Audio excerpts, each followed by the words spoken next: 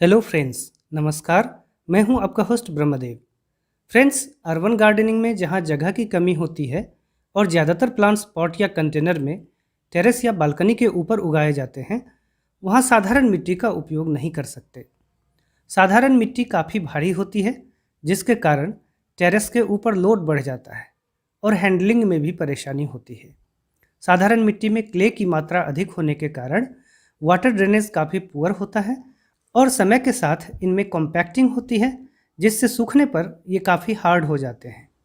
इसके अलावा साधारण मिट्टी में पहले से ही हार्मफुल पैथोजेंस, फंगस स्पोर्स, खरपतवार के बीज और अनचाही चीज़ों के समावेश होने की पूरी संभावना रहती है, जिसके कारण यह डिजीज प्रोन होता है।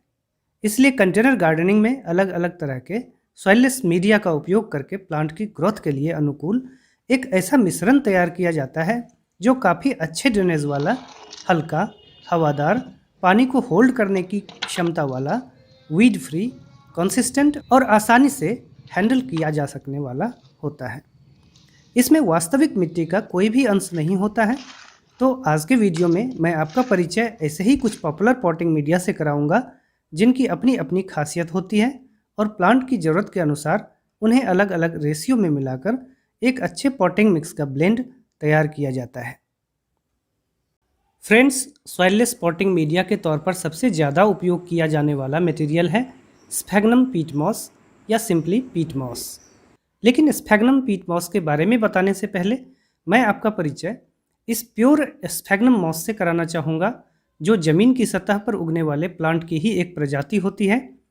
यह काफ़ी कंसिस्टेंट होने के साथ नमी को अच्छी मात्रा में एब्जॉर्ब कर सकता है। इसका टेक्सचर स्पॉन्जी होता है और पीएच वैल्यू न्यूट्रल के करीब होता है।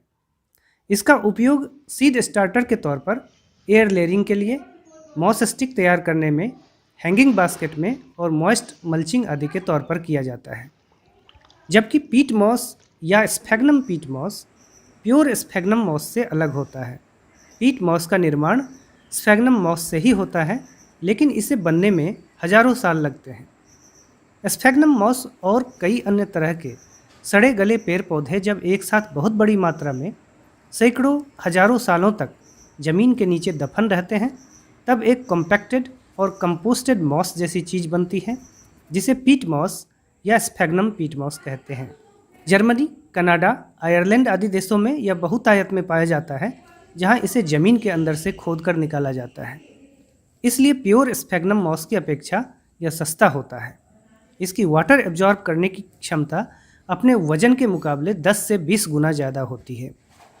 यह काफ़ी हल्का, हवादार और अच्छे ड्रेनेज वाला मटेरियल होता है। प्योर स्फेग्नम मॉस के विपरीत यह एक एसिडिक मीडियम है, इसलिए पॉटिंग मिक्स में इसका उपयोग करने पर पीएच वैल्यू को प्लांट के हिसाब से एडजस्ट करना पड़ता है। अगर प्लांट बहुत अधिक एसिडिटी को टॉलरेट नहीं कर सकता है, तब लाइमस्टोन या वुड ऐश मिलाकर पॉटिंग मिक्स के पीएच को बढ़ाया जाता है। पॉटिंग मीडिया के तौर पर कई अच्छी विशेषताओं के बावजूद इसमें न्यूट्रिएंट्स की मात्रा बहुत ही कम होती है और पूरी तरह सूख जाने पर इसे भिगाना आसान नहीं होता है। इसलिए इसके साथ कई और दूसरे तरह के ग्रोइंग मीडिया को मिलाकर ही एक अच्छा पॉटिंग मिक्स तैयार किया जा सकता है। सामान्य तौर पर पॉटिंग मिक्स में पीट मॉस की मात्रा ज़रूरत के अनुसार 1/3 से लेकर 2/3 तक, यानी 30% से 60% तक रखा जा सकता है। चूँकि पीट मॉस को माइंस से खोद कर निकाला जाता है और इसे बनने में हजारों साल लगते हैं, इसलिए यह एक नॉन रिन्यूएबल मटेरियल है। इसे निकालने की प्रक्रिया में बड़ी मात्रा में वातावरण में कार्बन का इमिशन होता है, जिससे इसका उपयोग इको फ्रेंडली नहीं कहा जा सकता। फ्रेंड्स, सॉइललेस पॉटिंग मीडिया के तौर पर स्फेग्नम पीट मॉस को रिप्लेस करने वाला सबसे पॉपुलर ग्रोइंग मीडिया है कोकोपीट। नारियल के फलों के ऊपरी हिस्से से निकाले गए रेशों से इसे तैयार किया जाता है, इसलिए यह पूरी तरह एक ऑर्गेनिक और रिन्यूएबल मटेरियल है और इसके उपयोग से वातावरण को कोई नुकसान नहीं पहुंचता है। कोकोनट इंडस्ट्रीज में मशीन्स की मदद से नारियल के इन रेशों को प्रोसेस करके उससे नारियल के छोटे छोटे फाइबर्स को अलग कर लिया जाता है। फिर उसे वॉश करने के बाद उसका हीट ट्रीटमेंट किया जाता है और अंत में उसे कंप्रेस करके रेक्टेंगुलर या सर्कुलर ब्रिक्स में कन्वर्ट कर दिया जाता है, ताकि ट्रांसपोर्ट करना आसान हो जाए। कोकोपीट का यह ब्रिक अलग अलग साइजेज में आजकल नर्सरीज, एग्रोशॉप्स या ऑनलाइन स्टोर्स पर आसानी से उपलब्ध है। इस्तेमाल करने से पहले कोकोपीट के इस ब्रिक को पानी में सोक करके एक्सपैंड करना पड़ता है। पानी में डालने पर यह अपने वजन का लगभग 5 गुना पानी एब्जॉर्व कर लेता है और इस वजह से इसका वॉल्यूम 7 से 8 गुना तक बढ़ जाता है। यानी 5 केजी का एक कोकोपीट ब्लॉक लगभग 25 लीटर पानी एब्जॉर्व कर लेगा और फैलकर एक 40 लीटर की कैपेसिटी वाले पॉट को लगभग पूरी तरह से भर देगा। फ्रेंड्स, कोकोपीट के स्पॉन्जी फाइबर पानी को लंबे समय तक स्टोर करके रखते हैं, जिससे प्लांट को लंबे समय तक आवश्यकता अनुसार पानी मिलता रहता है। काफ़ी हल्का और स्पॉन्जी होने के कारण इसका एरेशन और ड्रेनेज बहुत ही अच्छा होता है। काफ़ी मात्रा में वाटर को होल्ड करने के बावजूद भी यह कभी सॉगी नहीं होता है। इसमें प्लांट्स के रूट को हवा और पानी के लिए जूझना नहीं पड़ता है, जिससे रूट्स की ग्रोथ बहुत ही ज़बरदस्त होती है। कोकोपीट का पीएच न्यूट्रल लेवल के करीब होता है, इसलिए नॉर्मली इसके पीएच को एडजस्ट करने की ज़रूरत नहीं पड़ती है। कोकोपीट अब पूरी दुनिया में एक ऑर्गेनिक, बायोडिग्रेडेबल, इको फ्रेंडली और पीट मॉस के सब्स्टिट्यूट के तौर पर इस्तेमाल होने वाला पॉटिंग मीडिया बन चुका है। यह लगभग हर जगह आसानी से उपलब्ध है। हालांकि इतनी सारी अच्छी विशेषताओं के बावजूद इसमें प्लांट्स के लिए आवश्यक पोषक तत्वों की मात्रा ऑलमोस्ट नेग्लिजिबल होती है, इसलिए पॉटिंग मीडिया के तौर पर अकेले इसका व्यवहार नहीं किया जा सकता है। केवल सीड जर्मिनेशन के लिए ही इनिशियल स्टेज में इसका इस्तेमाल अकेले किया जा सकता है। एक पॉटिंग मीडिया के तौर पर इस्तेमाल करने से पहले इसमें न्यूट्रिशनल एडिटिव्स भी मिलाने की ज़रूरत पड़ती है। पॉटिंग मिक्स में 1/4 से लेकर आधे हिस्से तक यानी 25% से 50% तक की मात्रा में कोकोपीट को मिलाया जा सकता है। फ्रेंड्स, ग्रोइंग मीडिया के तौर पर वर्ल्ड वाइड यूज की जाने वाली अगली चीज़ है परलाइट। सफ़ेद रंग के भुरभुरे लावे की तरह दिखने वाली यह चीज़ दरअसल प्राकृतिक रूप से मिलने वाले वॉल्केनिक रॉक्स में मौजूद एक ग्लास होता है। वॉल्केनिक ग्लास को लगभग 1000 डिग्री सेल्सियस तक गर्म करने पर यह अपने आकार से 16 गुना अधिक तक फैल जाता है और काफ़ी सॉफ्ट हो जाता है। इसे ही परलाइट के नाम से जाना जाता है। यह एक नॉन रिन्यूएबल मटेरियल है जो काफ़ी हल्का होता है और हॉर्टिकल्चर में इसका उपयोग एक पॉटिंग मीडिया के तौर पर हाइड्रोपोनिक्स में या दूसरी चीज़ों के साथ मिलाकर पॉटिंग मिक्स तैयार करने में होता है। अंदर से खोखला, हल्का और कोर्स मटेरियल होने के कारण यह पॉटिंग मिक्स के ड्रेनेज को इम्प्रूव करता है, एरेशन प्रोवाइड करता है और बहुत ही कम मात्रा में पानी और पोषक तत्वों को होल्ड करने में भी मदद करता है। थर्मल और मैकेनिकल स्टेबिलिटी हाई होने के कारण लंबे समय तक यह खराब नहीं होता है। हीट का बैड कंडक्टर होने के कारण यह पॉटिंग मिक्स के टेम्परेचर को रेगुलेट करने में भी मदद करता है। कॉमन पॉटिंग मिक्स में इसकी मात्रा पॉटिंग मिक्स के टोटल वॉल्यूम का 10 से 20% तक रखा जाता है, लेकिन अगर नॉर्मल से अधिक एरेशन और ड्रेनेज की आवश्यकता हो तो परलाइट की मात्रा बढ़ाई भी जा सकती है। फ्रेंड्स, पॉटिंग मीडिया के तौर पर अगला पॉपुलर स्टफ है वर्मीक्यूलाइट। यह माइका की तरह के एक मिनरल रॉक को हाई टेम्परेचर पर गर्म करने से बनता है। गर्म करने से इसमें भरपूर एक्सपेंशन होता है, जिससे यह काफ़ी हल्का हो जाता है। परलाइट की तरह इसे भी हॉर्टिकल्चर में पॉटिंग मिक्स के एक इंग्रेडिएंट के तौर पर इस्तेमाल किया जाता है। इसकी मैकेनिकल स्टेबिलिटी परलाइट से कम होती है, जिसके कारण यह पॉटिंग मिक्स में उतना एरेशन प्रोवाइड नहीं कर पाता है जितना कि परलाइट। लेकिन पानी और पोषक तत्वों को होल्ड करने की इसकी क्षमता परलाइट से काफ़ी अधिक होती है। एक स्पॉन्ज की तरह यह पानी और मिनरल्स को एब्जॉर्ब कर लेता है तथा ज़रूरत पड़ने पर प्लांट के रूट को सप्लाई करता रहता है। इसकी मौजूदगी से पॉटिंग मिक्स जल्दी ड्राई नहीं होता, यानी जल्दी वाटरिंग की आवश्यकता नहीं होती है। इसमें थोड़ी मात्रा में मैग्नीशियम, पोटेशियम और ट्रेस एलिमेंट्स की मौजूदगी भी रहती है। इन वजहों से यह सीड जर्मिनेशन और रूट ग्रोथ के लिए एक बेहतरीन पॉटिंग मीडिया है।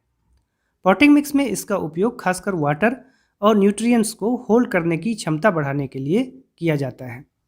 अक्सर वर्मीक्यूलाइट और परलाइट को पीट मॉस या कोकोपीट के साथ मिलाकर पॉटिंग मिक्स तैयार किया जाता है। नॉर्मली पॉटिंग मिक्स में 10 से 20% हिस्से तक वर्मीक्यूलाइट को मिलाया जाता है। फ्रेंड्स, सॉइललेस ग्रोइंग मीडिया के तौर पर इस्तेमाल की जाने वाली अगली चीज़ है लीफ मोल्ड या लीफ कंपोस्ट, यानी पेड़ों की झड़ चुकी पत्तियों की कंपोस्ट। यह असल में पार्शियली डिकम्पोज्ड पत्तियां होती हैं जो कंपोस्टिंग के बाद एक भुरभुरे और ब्राउन कलर के ऐसे मटेरियल में तब्दील हो जाती है जो काफ़ी हल्का होने के बावजूद काफ़ी मात्रा में पानी को होल्ड कर सकता है। पेड़ों की पत्तियों में कार्बन टू नाइट्रोजन रेशियो काफ़ी अधिक होने के कारण इसका बैक्टीरियल डिकम्पोजिशन काफ़ी हार्ड होता है। इसी वजह से इन पत्तियों का डिकम्पोजिशन मॉइस्ट कंडीशन में फंगस के द्वारा धीरे धीरे होता है। पत्तियों का इस तरह से कंपोस्ट तैयार होने में लगभग 1 वर्ष का समय लग जाता है। हालांकि प्राकृतिक रूप से बहुतायत में उपलब्ध होने के कारण इसे बिना किसी खर्च के बनाया जा सकता है। चूंकि पत्तियों में स्वाभाविक रूप से थोड़ी मात्रा में लगभग हर तरह के पोषक तत्व पहले से मौजूद रहते हैं, इसलिए लीफ कंपोस्ट को एक लो न्यूट्रिएंट पॉटिंग मीडिया के तौर पर अकेले भी इस्तेमाल किया जा सकता है। पॉटिंग सॉइल में इसका उपयोग करने पर यह सॉइल की वाटर होल्डिंग कैपेसिटी को बढ़ा देता है, सॉइल के टेक्सचर को और बेहतर बना देता है, सॉइल के टेम्परेचर को रेगुलेट करने में मदद करता है और थोड़ी मात्रा में हर तरह के पोषक तत्वों को भी उपलब्ध कराता है, जिससे प्लांट की हेल्थ और प्रोडक्टिविटी बढ़ती है। पॉटिंग मिक्स में लीफ मोल्ड की मात्रा नॉर्मली टोटल वॉल्यूम के 25 या 30% से अधिक नहीं रखी जाती है। फ्रेंड्स, सॉइललेस पॉटिंग मीडिया की इस कड़ी में अगला मटेरियल है राइस हल्स, यानी धान की भूसी। यह एक बाई प्रोडक्ट है जो धान से चावल निकालने की प्रक्रिया के दौरान मिलता है। यह चावल के ऊपर का एक हार्ड प्रोटेक्टिव कवर होता है जिसका ज़्यादातर भाग सिलिका से बना होता है। प्लांट्स के लिए सिलिका जरूरी तो नहीं है, लेकिन प्लांट्स के ग्रोथ और डेवलपमेंट के लिए लाभदायक जरूर है।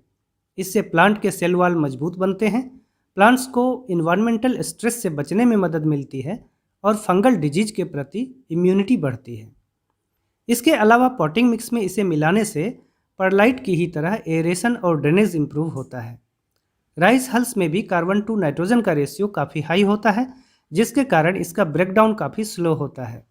इससे पॉटिंग मिक्स में यह लंबे समय तक स्टेबल बना रहता है। यह काफ़ी हल्का, आसानी से उपलब्ध होने वाला, सस्ता और पूरी तरह से प्राकृतिक रीन्यूएबल मटेरियल है।